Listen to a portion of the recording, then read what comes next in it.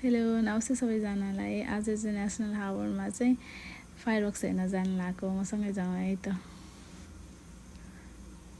National हार्बरमा चाहिँ यो holiday सिजनमा चाहिँ क्रिसमसदेखि न्यु इयरसम्म चाहिँ एभ्री सैटरडे 5:30 चाहिँ फायरवर्क्स हुन्छ क्या। अनि अस्ति चाहिँ हामी गएनौँ। आज चाहिँ अन्तिम थियो, त्यही भएर आज चाहिँ हामी गयौँ। अनि कति लकी, यहीँनिर गाडी पार्क गऱ्यौँ अनि यहीँनिर नेसनल हार्बर क्या। न त डिसीमा त पार्किङ पाउन एकदम गाह्रो छ होइन। अनि यो क्रिसमस ट्रीको अगाडि फोटो खिच्न यत्रो लाइन हेर्नु न। एकछिन त रिङ्गटै लाग्यो। अनि भित्र छिर्यौँ, नानीलाई फोटो खिच्यौँ, श्रीनाथको भिडियो फोटोसुट पनि भयो। कति गाह्रो छ उत्रै उमेरको बच्चाहरूको फोटो भिडियो खिच्न। तै पनि ज्ञानी छन् मेरो बच्चाहरू, खिचे। अनि क्रिसमस ट्री कति ठुलो छ क्या। अनि लाइटिङहरू त एकदमै अमेजिङ थियो क्या।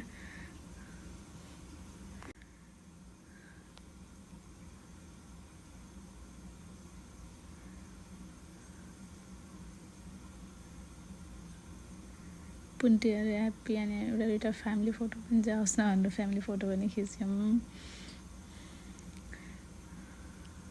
नानीहरू चाहिँ निस्किनै मानेको थिएन त्यहाँबाट। अनि एउटा दुइटा फोटोसुट गरेपछि 5:30 पनि भइहाल्यो। अनि फायरवर्क्स सुरु भयो।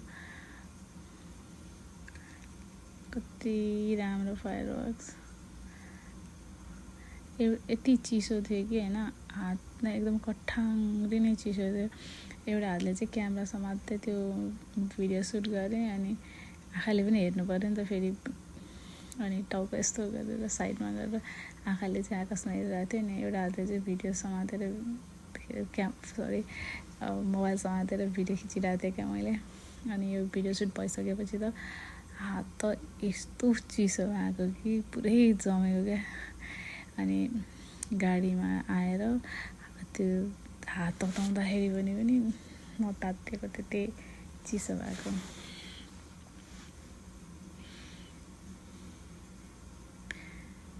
नानीहरू पनि फायरवर्क्स हेरेर एकदमै खुसी भए।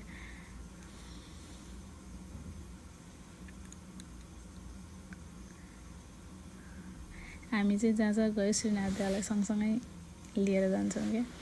उनीहरूलाई जस्तै हामी घुम्न जाँदा उनीहरूले सँगसँगै घुम्न लिएर जान्छौँ।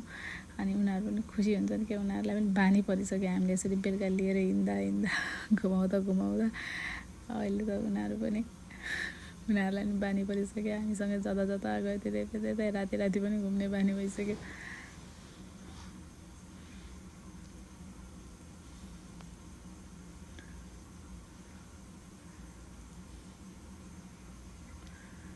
त्यहाँ पटर बोल्छ। हो मम्मा कति राम्रो फायरवर्क्स छ है, कति राम्रो क्रिसमस ट्री है भन्छ श्रेणी पनि। फायरवर्क्स मम्मा भन्छ।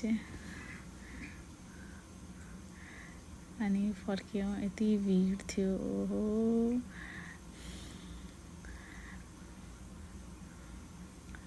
एक पाइला गएर भिडबाट बाहिर जानु परेको थियो।